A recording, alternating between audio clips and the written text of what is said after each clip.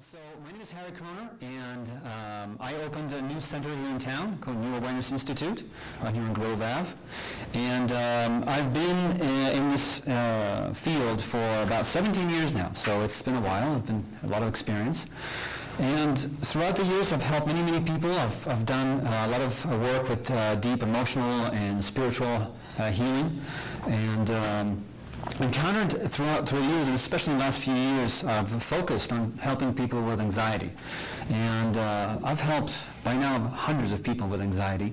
And through all different alternative methods that I use, I found out what works, what doesn't work, whatever has results. That's what is my category, no matter how weird it sounds or it is. As simply as I just go with what works.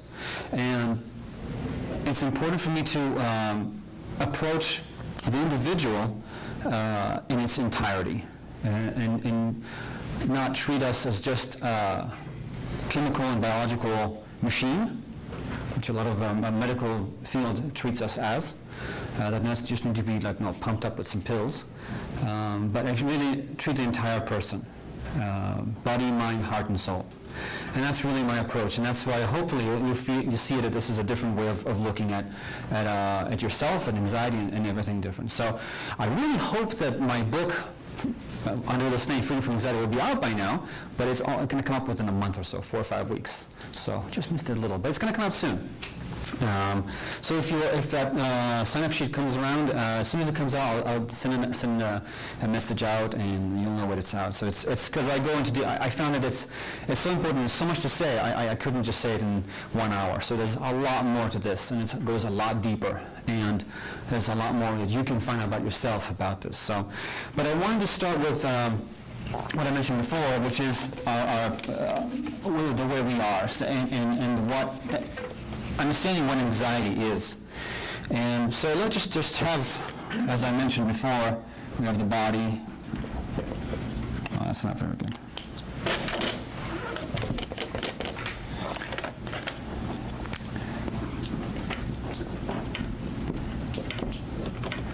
We have the heart.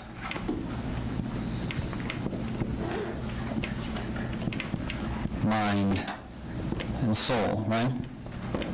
So those are the 4 kind of, I think, elementary levels of who we are, every individual is. So let me start by asking you guys, so again, when you feel anxiety, and everybody felt anxiety, that's for sure. If you're a human being on this earth, you have felt anxiety at some point in your life. This is an obvious thing, right? The point, and it gets a little scary, as I mentioned before, it's about that 25% of the population in the U.S. is experiencing anxiety beyond that. That is debilitating them in some way and limiting them in some way. So why don't you guys just give me an overlook, and we're just going to go over in general. So how do you feel it in the body? You mentioned panic attacks, right? So it really, and panic attacks feels awful. Yes. Right? And it feels awful. Your heart is racing, palpitating. You feel the rush of all this unpleasantness. We're not going to go deep because you start feeling it. I don't want you to feel it now. But panic attack feels awful, and we'll go to extreme lengths to not feel it again, right? Because it just feels really, really unpleasant. It feels like dying. What else? How else are we feeling in the body? Not being able to sleep. That's right, not being able to sleep, which is really, really tough. Because when you can't sleep, and then it starts to probably all those racing thoughts, which comes in more in the mind part, it starts to really disrupt you, and you become more reactive and tired and upset, and it just and then we get to a point in which we just want to just sleep. And we'll do anything to just sleep. So people will go through medication. People will go to start going through other things, alcohol and other addictions, just to numb themselves out to enough to sleep. So unfortunately, people with anxiety, there's a high percentage of them that suffer from all those kind of addictive problems, because they really just want to smoke just because to get a relief for a second. They just want to drink to just like calm their mind. So it's hard. It's not easy. How else does it affect your body? You don't think straight. Yeah, you don't think straight. Your mind is like all over the place, right? On your back? Struggling with obsessive compulsive disorder. Right, that goes more into the mind, and that's fine, that's fine. More the racing thoughts, the obsessive compulsive thoughts, the distract. Don't leave it, those tapes, right? Those I loops. was thinking of the actual action. Oh, actions. Yes, absolutely. You start doing those You can't stop. compulsive, yes, it's those compulsive things, just like I have to do this, otherwise I'll be anxious. I have to do this, otherwise and repeating that again and again. I'm sorry, there was a hand up here. Yes? Fight or flight. Fight or flight, yes. So we get to a point where we are very reactive. And there's actually three parts to that. There's the fight, as we know. I'm not going to write it down. Fight, flight, and freeze, right? There's also the freeze part, which happens a lot to us.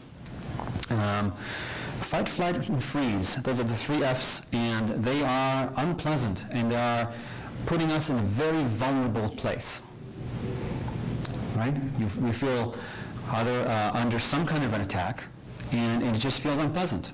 It just feels very unpleasant.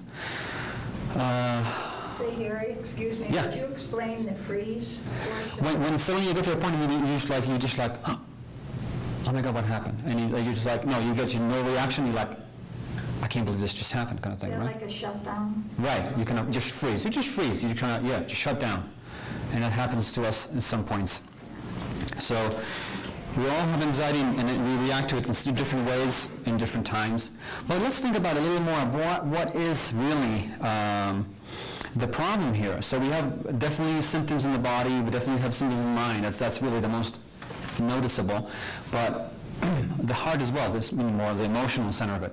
We feel always on alert. We feel in fear, constant fear, which is basically what anxiety is, really. Anxiety is a systemic reaction to fear. It doesn't matter if it's a real fear or imagined fear.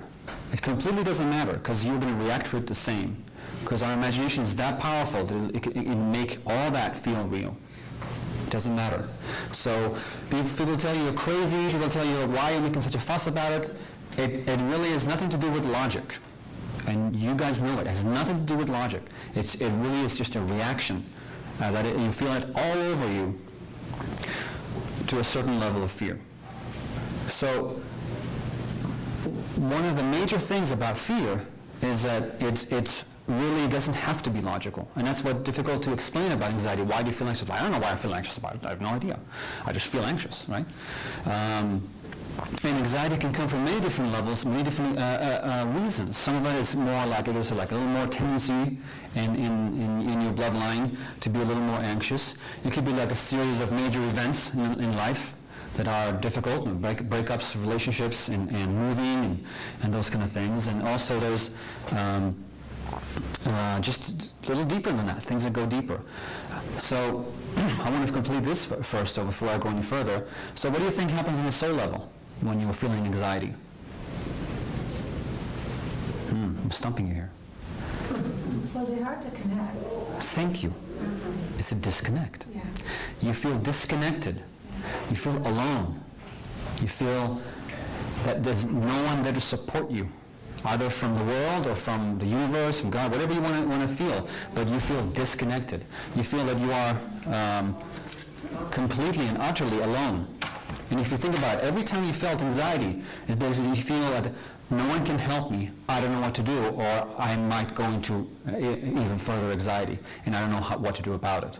So you feel alone, you feel helpless, and you feel that deep fear that it might happen any second. And you feel alone. I have no support, not from higher above, and not from anywhere around me. Okay? So it's a disconnect. It's not having any of that. And that's really a key point in every time you feel fear, every time you feel that. So I hope that can let you think a little more about it. So another important part about anxiety is understanding it, how it works, is realizing again that it all comes from deeper inside of us. And this is one of those areas that it's a little harder for, I don't want to diss anything, but like talk therapy alone is difficult because it works only on the conscious mind. And how much is the conscious mind out of our being? Only about 10%, right, of our entire mind. only about 10% is conscious. So you're trying to address entire issues that are encompassing the entire being with only talking to 10% of it. So how effective will that be? Not very effective. So it's important to get into the subconscious mind. Subconscious mind. This is the conscious mind. And there's a little kind of a filter that goes here, right? We have a little filter that goes there and a little kind of a separation, a little veil between the two. And it's not that thick.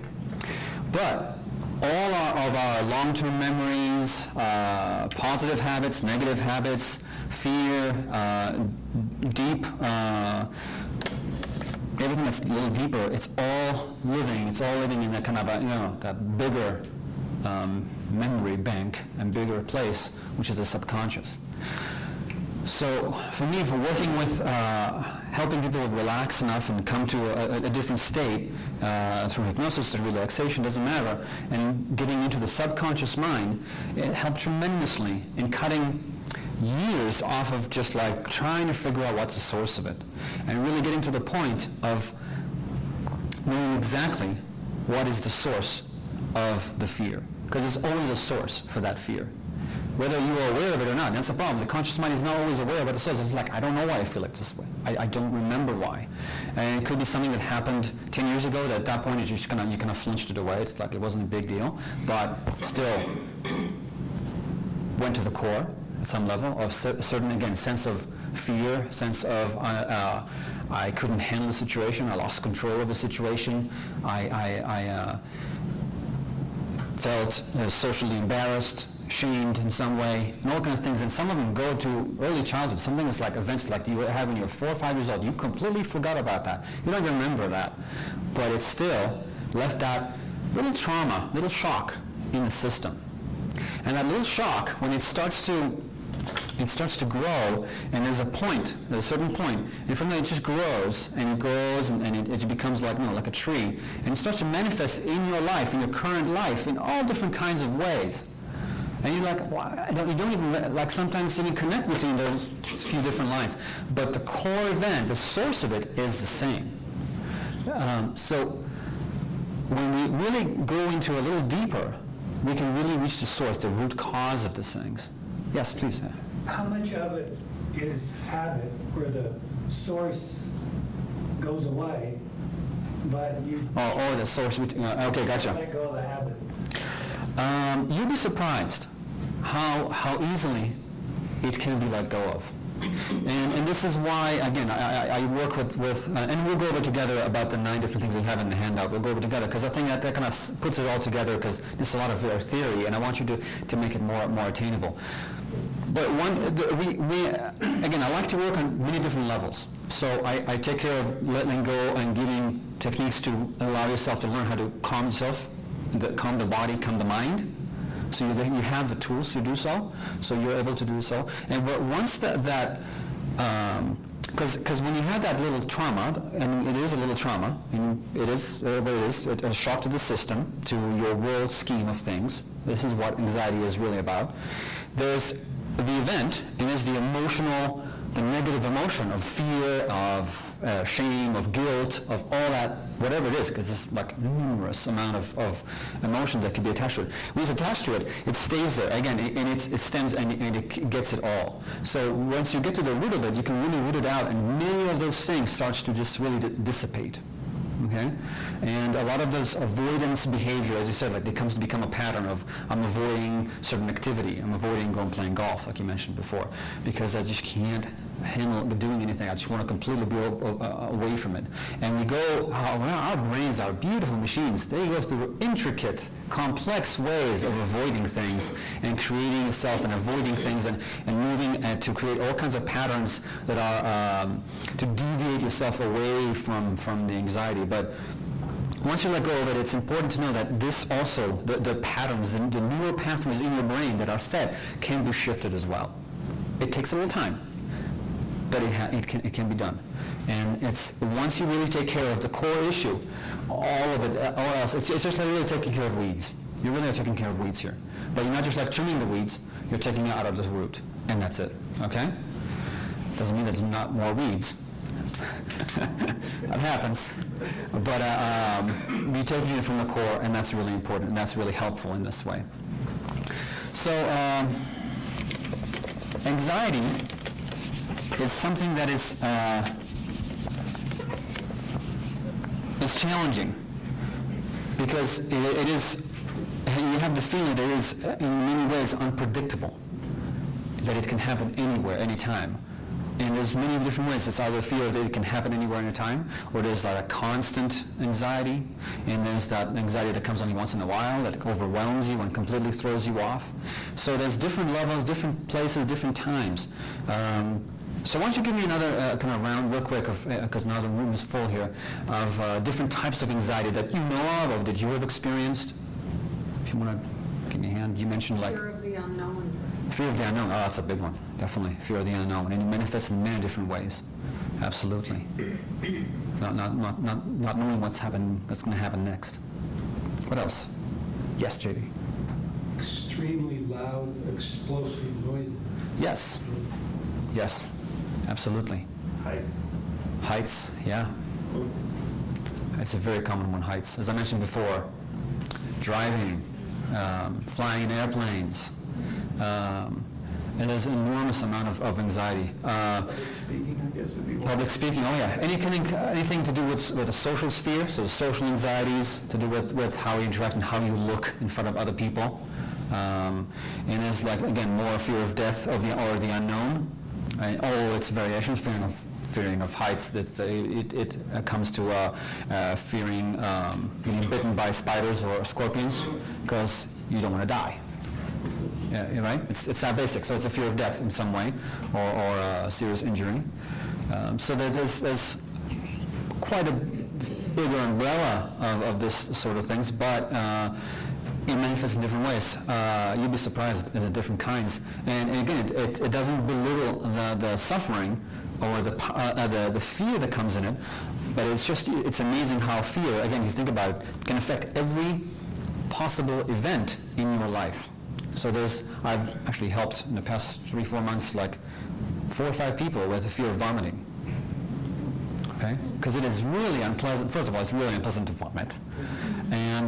But they start to really generalize that, and like anything around them, if anybody will vomit, if anything, if the smell of vomit, or the thought of vomit, if you start feeling a little queasy in your stomach, if you didn't eat something too fast, something like, oh my God, am I going to vomit? So it's actually, if you think about it, it's like something so small and kind of not important, but it becomes really a daily and becomes an obsessive thought. Becomes an obsessive thought, like, oh, what's going to happen? Who's going to happen? Like, are my kids going to throw up? Am I going to throw up?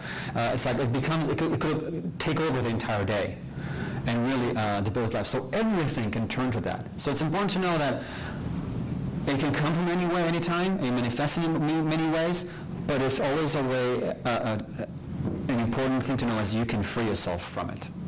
Okay, that's really the most important part I can tell you today. You can free yourself from it, and let go of this one and other ones and other fears. And some of them are bigger, they need a little more help and work. And I talk a little about that in the book. But I'll give you an example, because I think the stories stick well. I had a gentleman who was in his early 50s. He had to be brought to my office by a family member, because he was too afraid to drive, too afraid to go to a new place, which was my office.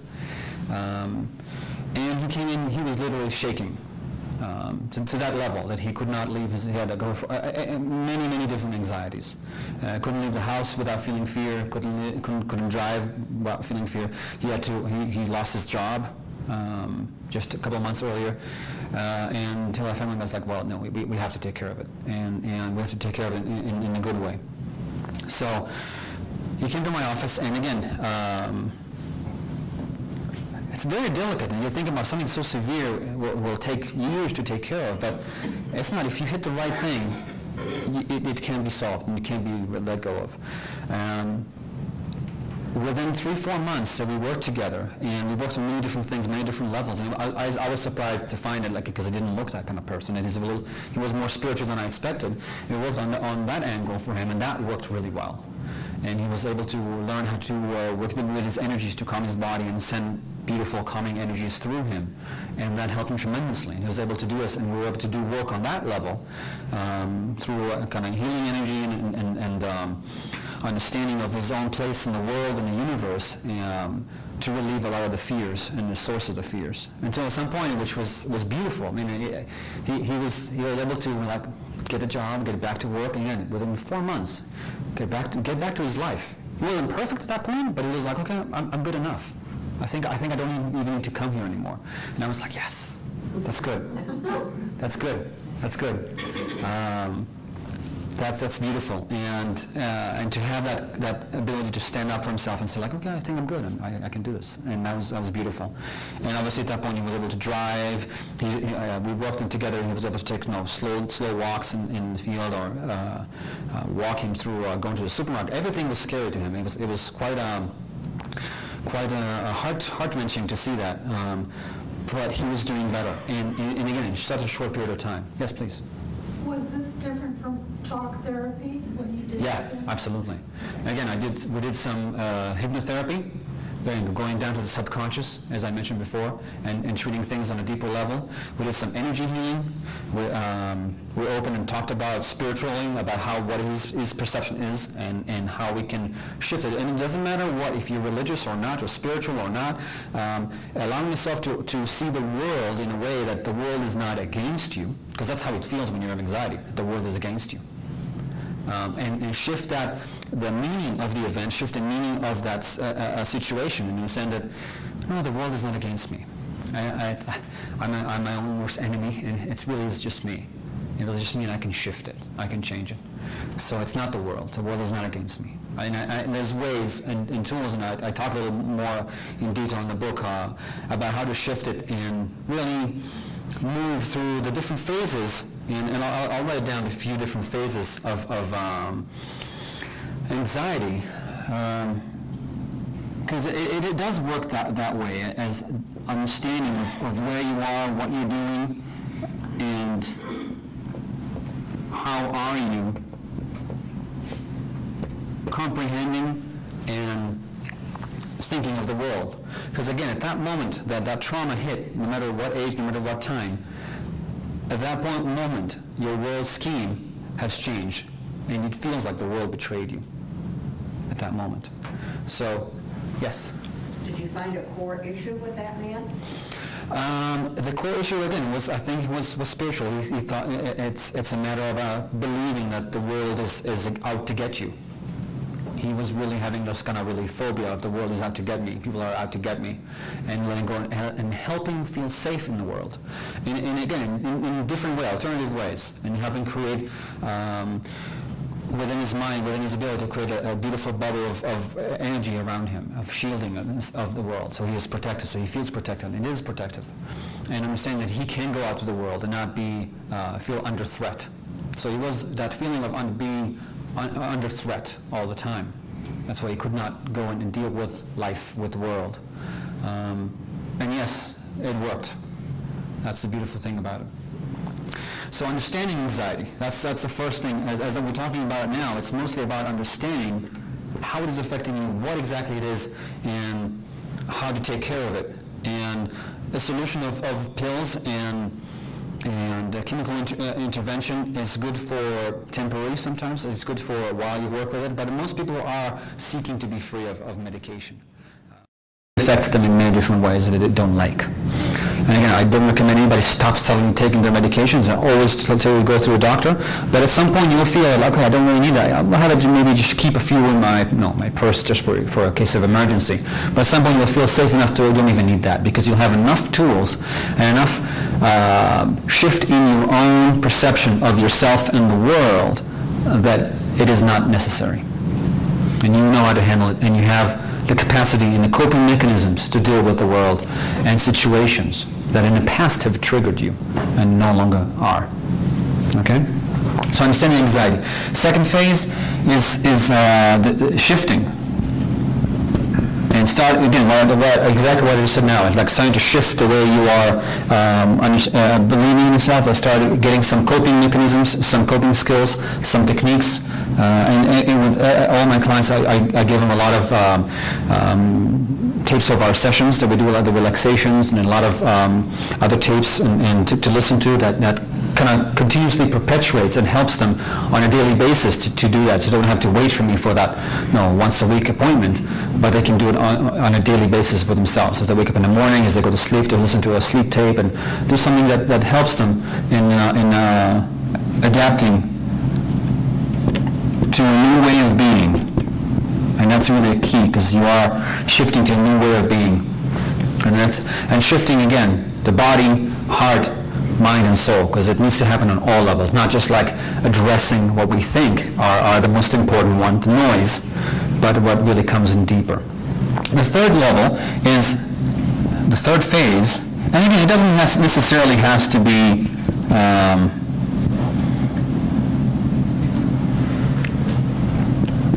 reclaiming. Here we go. Hold on, let me write it down. And this is the key to help with that gentleman that I mentioned. Reclaiming your power. Reclaiming your power, knowing that you are a powerful being experiencing a human life. Remembering that. And remembering that you have internal power, that you had power before, and you can restore it. You don't have to live in that fear again. Because when you live in fear, you give away your power, right? You're no longer powerful. You're no longer in control of yourself, of your reactions, of your thoughts.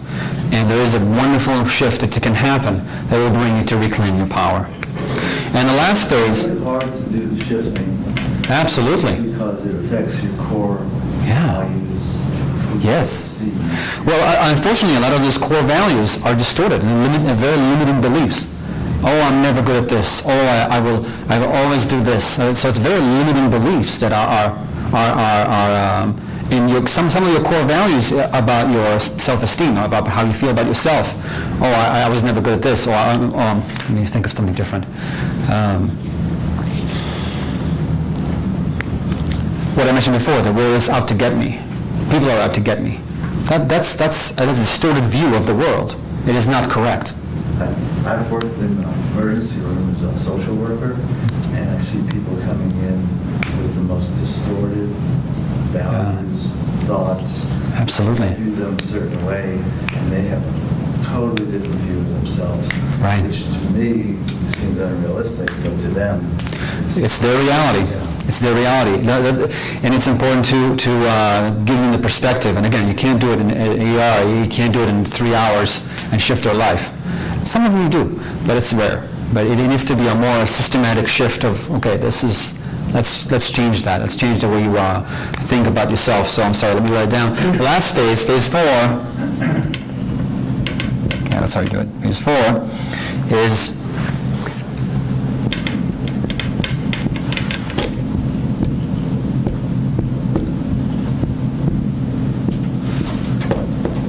a sense of new self. Okay? So what I mentioned, this is deeper. This is shifting you from the core, shifting you from that you can see those things that in the past have triggered you and no longer bother you. And they no longer affect you in the same way that have done in the past. Another question, maybe because of that now that I'm getting older, I've been dealing with anxiety probably all my life. Mm-hmm. Okay, now dealing with my sister on the phone or something, I can't do it now. The adrenaline now, are my nerves more ragged now than they used to be before because I can't deal with her now? Am I going to be able to handle that in the future? So I'm saying, this is what I'm worried about, just the aging process and dealing with the anxiety for all my life, that I can't handle things that I used to handle. That's the thing. So is this where this comes into place? Sense Yes. of yourself, maybe I can change? Is that what you're saying? Yes, you can change. Yeah. Yes, you can. Even though I'm older and more ragged. And to be honest, again, as I mentioned before, anxiety gets worse if you don't take care of it as you age.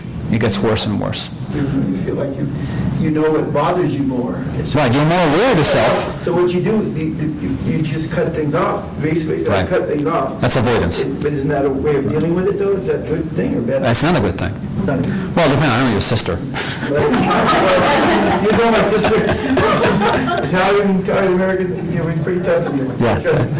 Yeah. She drove my So- brother recently, he's taking care of my mom. She drove him anyway. She said, she used the air conditioner too much, or not enough. Now she's using it too much, you know, things like this. Yeah, so it's a little obsessive stuff. Oh, it's unbelievable. But there's many different things that come to it.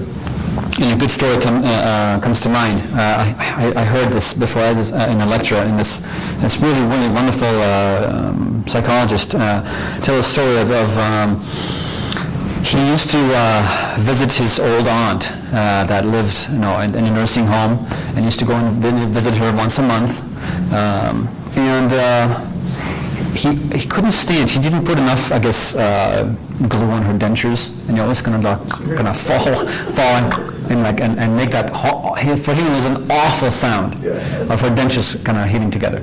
And he get to that level that he was so annoyed with that he was like, he noticed, he's a little more aware than most of it, that, wow, actually I'm visiting her shorter and shorter visits and less, because I just can't stand it, that noise. And he's like, you know what, let me change that, just that one thing, let me change it around and see how can I play with it? How can I make it a little different? And he decided, like, you know what, if I hear that sound 40 times, I'll give myself a cup of coffee when I'm on my way back. And he started kind of looking forward to it, and to count it and give himself those little prizes of, like, I went through it. And he realized that visit was the most fun he had, the longest he visited, and definitely his aunt enjoyed it herself as better than she has in a long time, and that completely shifted his perspective on that, and from that point he visited her more and more frequently. So it's really a matter of perspective and giving yourself that possibility to look at things differently and give it new meaning. And that's really important in the process of shifting yourself and moving out of the places we lock ourselves in. And I like to think of anxiety as like being in the trenches. You really are in the trenches. Because you're stuck in the mud, you're in the trenches, and you don't have the perspective, you don't have that greater view of things that will give you like, oh yeah, well, you know what, I can look at this differently, because you are just stuck in that frame of mind, you're stuck in that state. And a lot of us, as you mentioned, the problem with being in that state, it just keeps you low. And I'll give you an idea. A lot of people think that everything comes from the thought, and I beg to differ.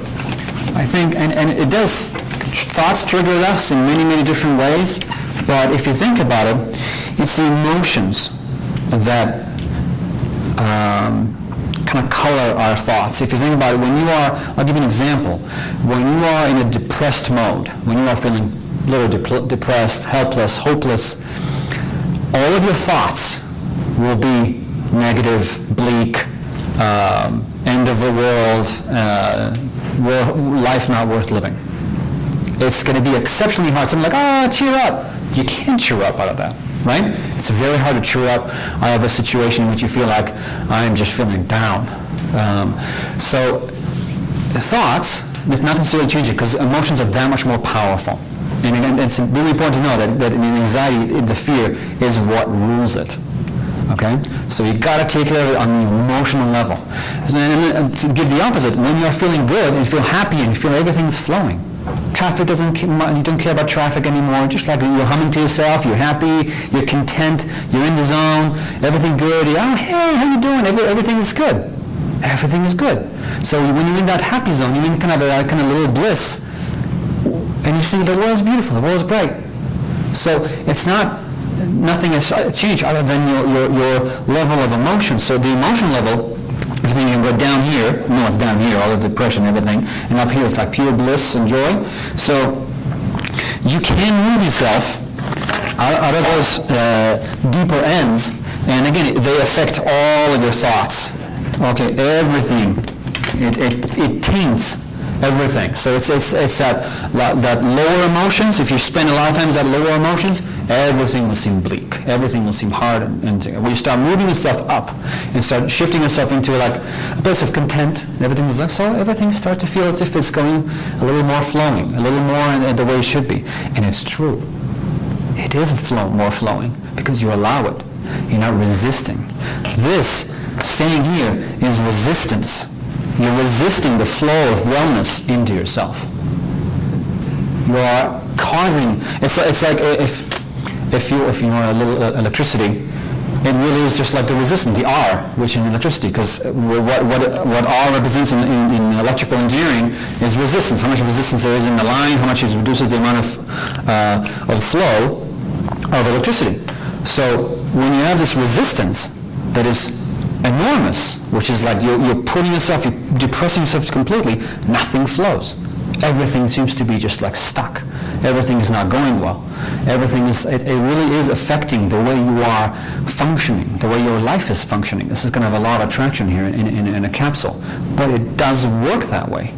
So it's important to know, I need to shift this out of it. I need to shift out of it and really feel that change can be possible and can be done.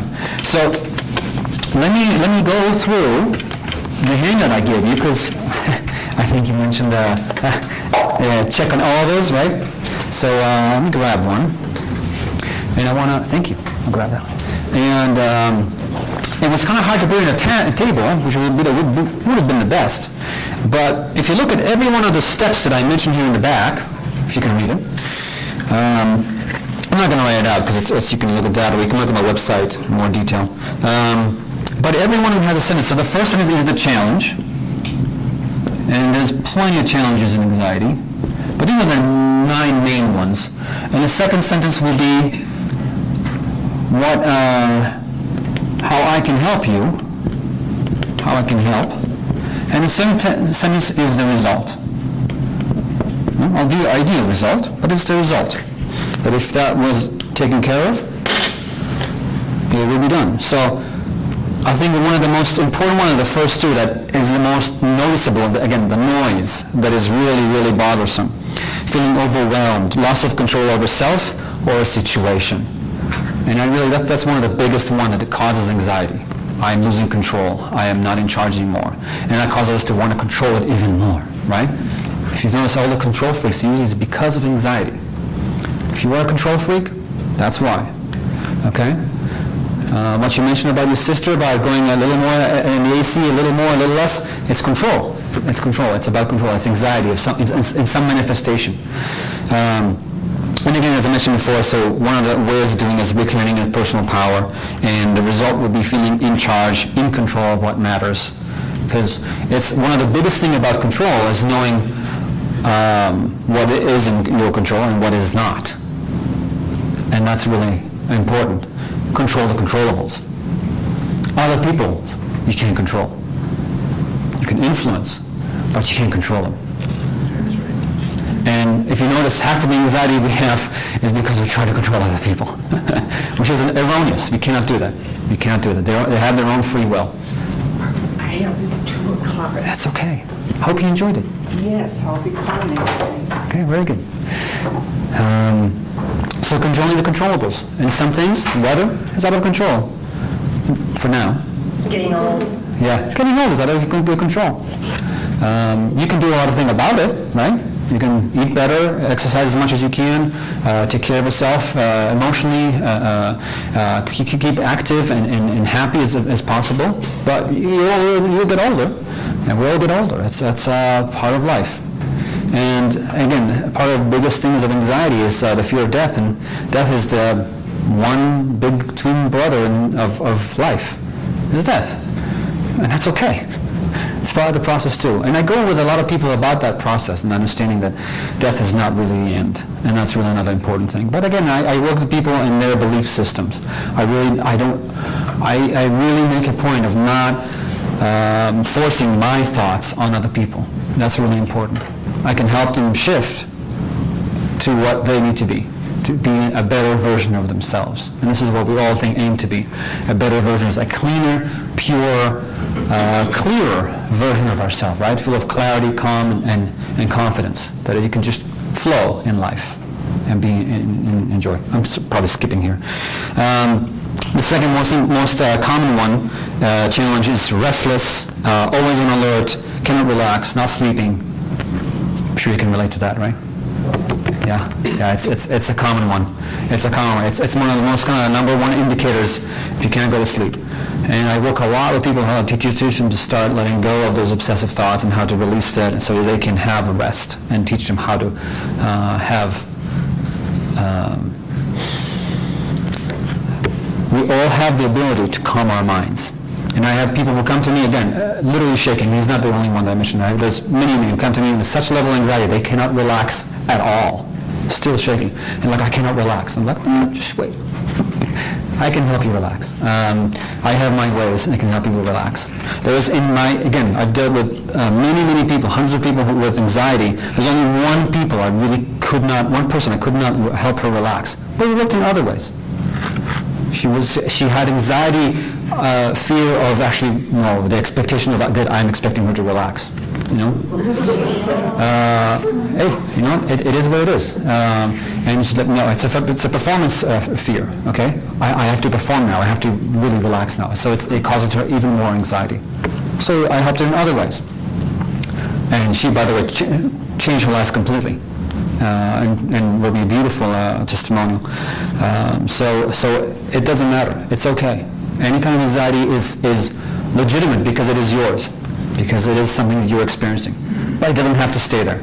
It doesn't mean it's something you have to carry on for the rest of your life. That's for sure.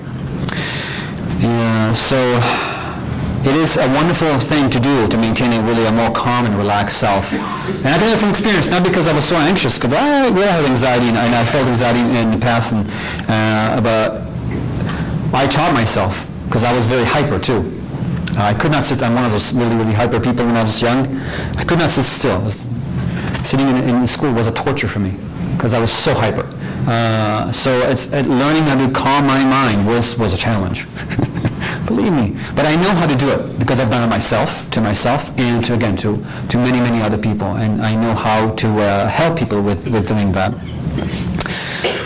So the third challenge is being triggered by thoughts, people, situations. And again, there's those triggers that always kind of seem to do that to you, and seem to just do it all the time. It's the way I kind of describe it. It's like walking around with a vest full of buttons that everybody can just push that button and put the trigger on you, and push that trigger, and it's annoying that everybody has the power over you to push your buttons. That triggers me, that triggers me, that triggers me, and everybody has power over you. So it, again, has to do with connecting with yourself, releasing those buttons from your head, and from anywhere else in your psyche that it has come from, neutralizing those, and as I mentioned, the emotional charge and the root cause of things, to really stem it from the root. People have the ability to push your buttons, but the one thing I believe in life you have control of is how you react to those buttons being pushed. Absolutely. So actually, I'll take it a step further. First of all, you don't have to have those buttons anymore. Okay, so that's taking that completely out of the experience, and not reacting but responding. Because responding comes with responsibility, right? This is what it is, responsibility, to respond with your ability, and not just react. Because we are always, anxiety is reaction. We are reacting. We're not really taking the time to allow some cogent thought to go through the process and allow ourselves to choose what we do next, how we respond to a situation. Yes? So continuing along the line this gentleman said, the man who went to the hospital to visit his aunt, Yeah? so he stopped resisting, could you say that? The problem, the trigger? He stopped allowing... He changed his attitude? Exactly. He changed the meaning of it. It's really about changing the meaning of it. Okay? what does it personally mean? Because for him it meant it's annoying, it's neglect. But if it's just turning to something into a game, something different, it's shifting the meaning of it into your life, and that's really an important part of shifting situation, especially on root causes, and that's really, really important when I do this work. I do a lot of inner child work, and I do a lot of stuff at changing the meaning of the situation and how, what was your role in the situation and different things like that. So moving from being the victim at some point, because when we get that shock, we feel a victim at that moment. It doesn't matter what, but we feel a victim at that second, or that fraction of a second that influences us. We feel a victim, again, out of control, out of powerless. So it shifts that meaning of that situation, so it no longer feels powerless.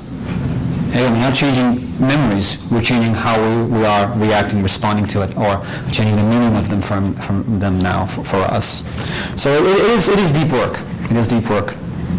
Let me go through a few other. I hope some of them tick in your mind as something that you have. Avoiding people, situations, and limiting life, as we mentioned, like doing a lot of deep work to avoid things.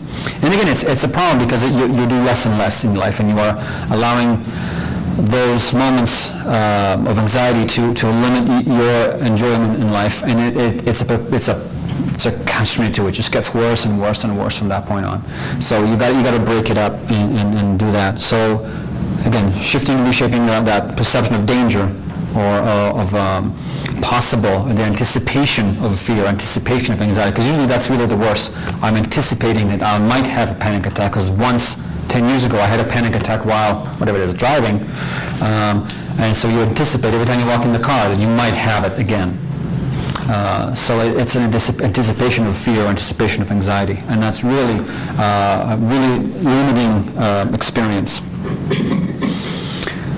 Negative racing thoughts, we covered that in giving the tools for it. Bad mental programming, and that goes back to, as I mentioned before, it's a limiting belief, core values that is distorted, that needs to be shifted, reprogramming the subconscious mind, all those limiting beliefs. Challenge number 7, again, those are the most common ones, there's more of them, is being helpless, hopeless, and depressed. And on those levels, it really is about gaining meaning and purpose in life. Because a lot of times when we get to that point, we are depressed and feeling anxious, is because either we forgot, we lost contact or connection with our true meaning and purpose in life. And it's important to reconnect with that and give us our lives, no matter what stage it is, meaning and purpose. Because when you have that, you have a reason to wake up in the morning. You have a reason to do stuff and help yourself and motivate yourself to do better and become better.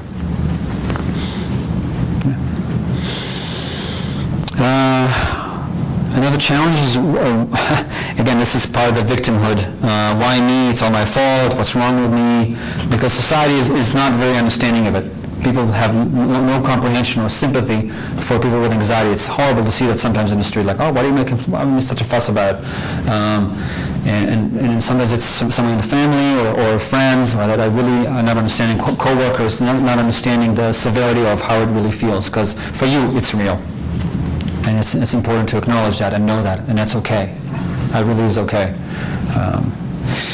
So the result of shifting that is really feeling wholesome and at peace, and that's a deep feeling. That's a beautiful feeling too. And instead of being just fleeting moments of wholesomeness and peace and a vacation on a 10 minutes of fun, and becoming more and more a way of being. If you think about it, shifting anxiety from being the majority of the time to just like a few moments in time, and then lowering it to a level that is completely doable, and reducing, again, the level of anxiety, which goes from no anxiety, from complete peace and harmony, to like you get to a point where like you're completely like, and you feel like I'm just like constant undercurrent of anxiety, continuously happening with my life.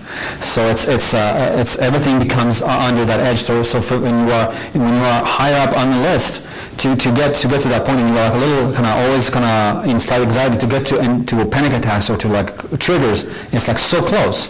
So giving yourself and teaching yourself how to be lower here, and then you have a lot more room to be in a place that you is manageable for you, and to a point of like, that's it, I lost it, kind of thing. All right?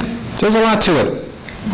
And again, the last one, as I mentioned before, is more the spiritual part of feeling alone, misunderstood, not supported, either in this world or beyond. And it's really about creating a new connection or reconnecting with who you truly are as a greater being that is so much more than just this smaller life. All right. Any questions? Yeah, please. I know it's my greatest anxiety, which is financial. Where does that fit, and how does that cope with I'm sometimes paralyzed by that concern? That is a tough one. It is a tough one because it feels that the rug is getting pulled out of your feet, and that sense of security, because it's about safety. You just don't feel safe in the world. And that's really the key of it. You don't feel safe in the world. That's the fear of safety. You're not. And one of the basic, if you think about the hierarchy of Maslow's hierarchy of stuff, no, safety is one of the most basic ones. You feel safe. And when you don't have that, you don't feel safe. You don't have a roof over your head or food to eat. As most basic needs, everything crumbles. Yeah. It's loses its purpose and meaning, and it's survival mode. And you feel like you're in survival mode at that time. And it pushes you into the lowest levels of being.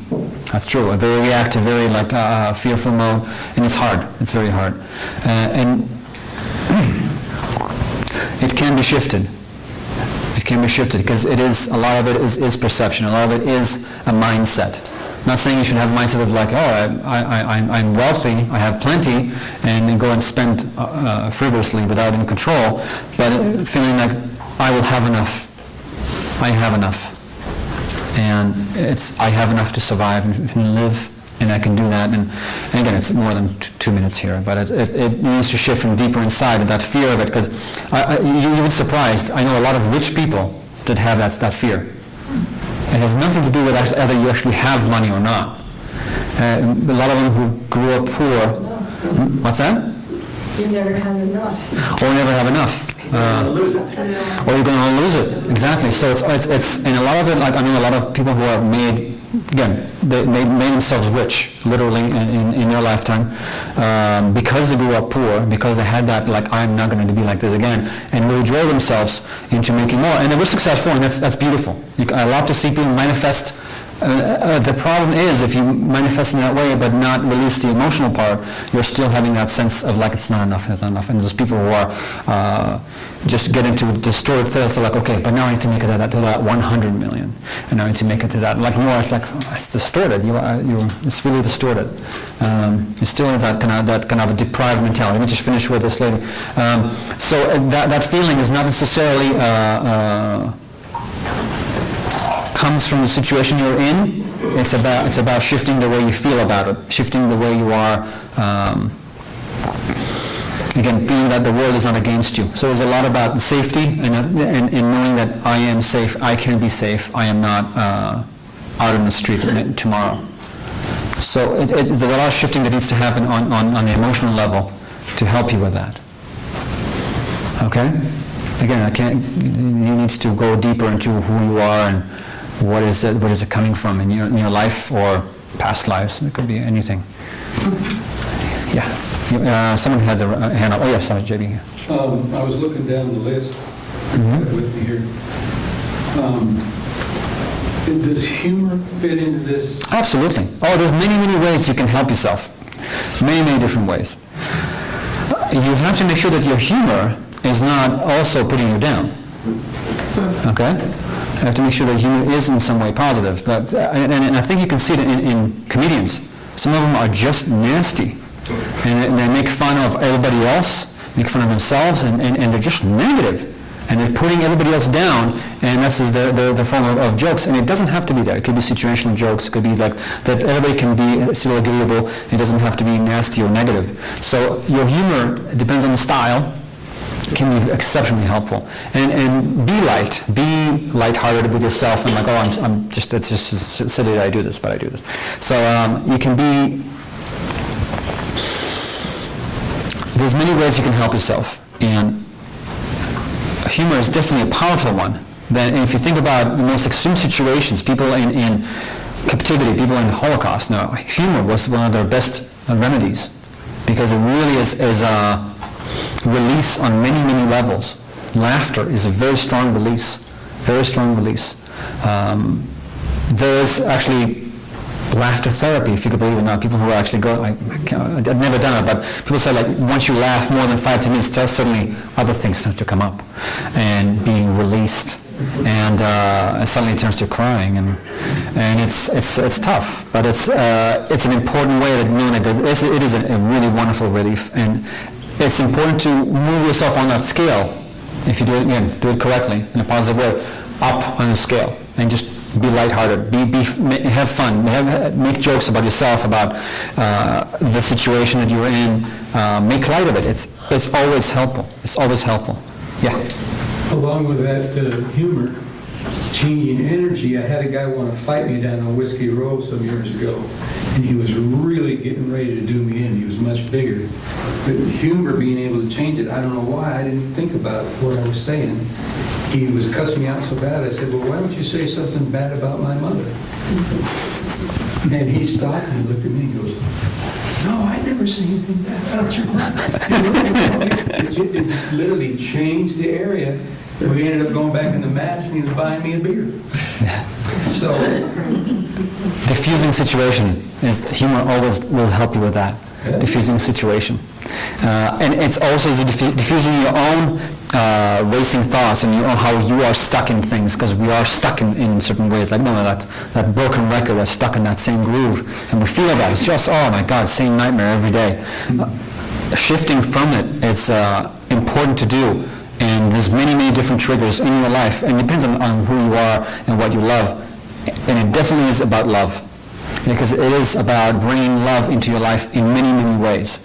What are your passions? What do you love to do? For many people, it's gardening, so connecting with the earth in some way, going hiking. It's a beautiful place that we live in. Going, even if it's just a short stroll, and you can do that here in so many different ways.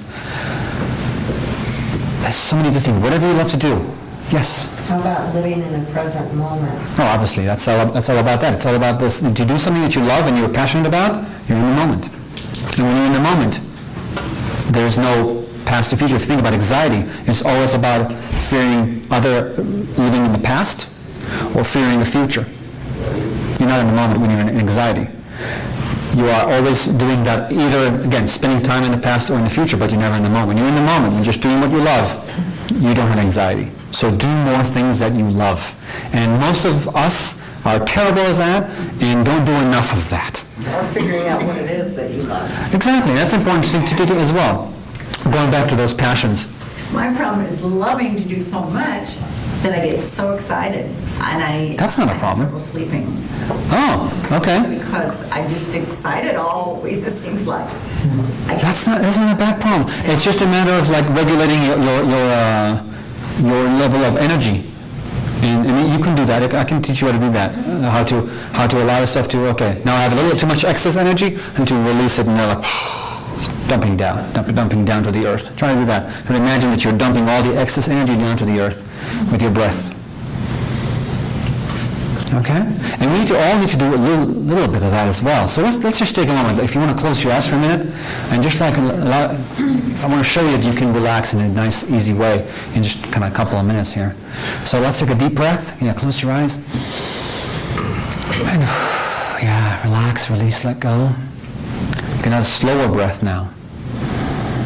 And exhale even slower. And let just release all the noise in your head. Let it just like bubbles floating out of your head. And then a slower breath in. And exhale and really feel blowing away all that noise, all those bubbles, all those thoughts, like confetti, that's like blowing it away in the wind of your breath. Blowing that confetti away out of your breath. Another deep, slower breath, even slower than before. It's easier now. And release and relax and let go of it completely. Let it all just go. Allow as if there's a little wave in your mind, just clearing it out. Clearing it out. Take another slow breath in, yeah. And now exhale, really feel you can just blow away all that nuisance, all those mundane thoughts that you no longer need, dumping them all out. You really feel that you can now release all those worries, anxiousness, doubt, and fear. Let it just flow right out with your breath. Keep on breathing nice, slow breaths. Not too hard, just easy, slow breaths. And ease all that doubt, fear, anxiousness, and worry out of your feet, down. Let it flow right out. Let it just flow right out of you. It really feels as if there's like you're taking the plug out of your bath, all this anxiousness and worry, let it just drain out. Really feel it draining out of your body, leaving peace, calm. And feel that centeredness that's starting to appear within you. Noticing your core. Just feeling pleasant within yourself. Just allow yourself to feel. There's nowhere else I need to go right this moment. Nothing else I have to do. No one else I'm responsible for. Just take this moment for myself and be at peace. There's another deep breath. And relax and feel, enjoy the way it feels to have relaxation now flow through the body. Enjoy the way it feels to be at ease. Let go completely. Let go. It's okay. Let all of them flow right out.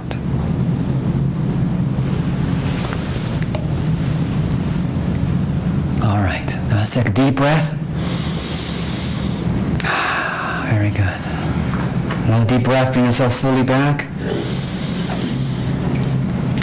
And that was probably a minute. I'm sure you guys have a minute in the day, right? Felt longer. Yeah, it felt longer, yeah. It wasn't much longer than that. Because you're just allowing yourself to enjoy that moment. You're in the moment. And when you're in the moment, it's just like time actually does feel like it ceases to be. And we feel it all the time. When you're in the moment, time flies when you are having fun, right? Time, you lose the conception of time. You're losing that concept of time. So be in the moment. Be in joy.